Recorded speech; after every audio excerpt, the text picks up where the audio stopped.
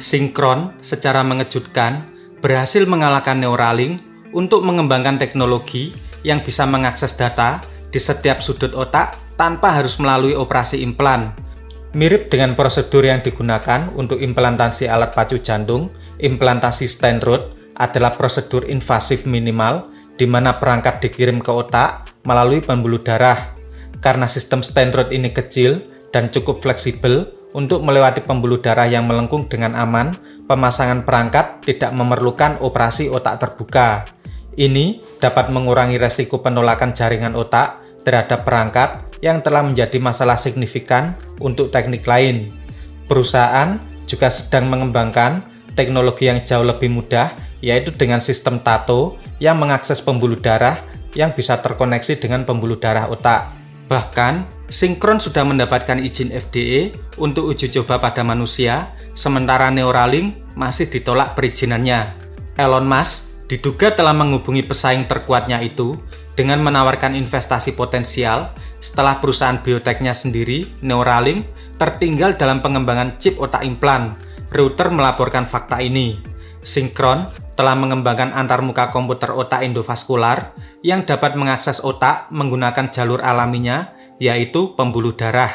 Platform terobosan ini meluncurkan batas baru untuk pengobatan penyakit neurologis dan bahkan proses integrasi otak dengan AI tanpa harus operasi dengan menanamkan chip. Platform NeuroEB dibangun di atas stent rod, rangkaian elektroda endovaskular yang dirancang untuk merekam atau merangsang otak atau saraf dari dalam pembuluh darah.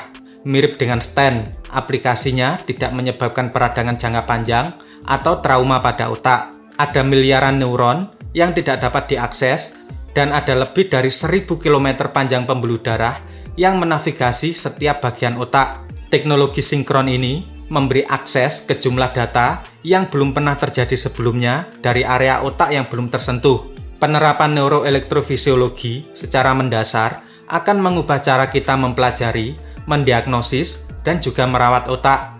Ini merupakan bidang baru ilmu kedokteran yang menggabungkan dan meningkatkan 3 bidang penelitian yang ada, yaitu neuroprostetik, neuromodulasi, dan neurodiagnostik. Neuroprostetik mempelajari pemulihan fungsi otak yang hilang, misalnya kehilangan gerakan atau penglihatan.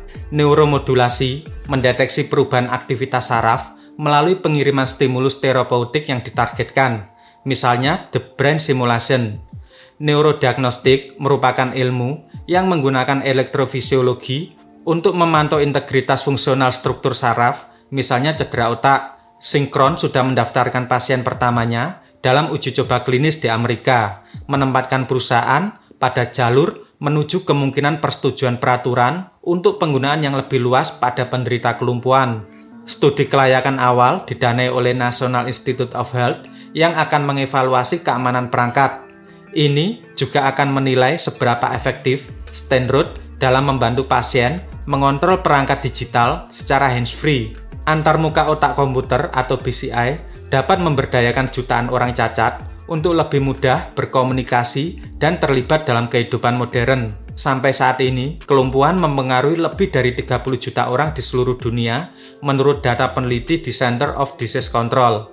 Perangkat Synchron setelah ditanam akan berjalan ke otak melalui pembuluh darah. Setelah mencapai otak, stent rod menerjemahkan aktivitas otak menjadi sinyal yang dirancang untuk memungkinkan SMS, email, belanja online, atau aktivitas lain menggunakan perangkat eksternal. Uji coba Synchron mendapatkan persetujuan dari Badan Pengawas Obat dan Makanan Amerika untuk penggunaan jangka panjang, bukan hanya untuk eksperimen seperti yang dilakukan pada laboratorium. Synchron sudah menanamkan perangkatnya pada pasien di Amerika Serikat untuk pertama kalinya dan telah menyelesaikan studi pada 4 orang di Australia.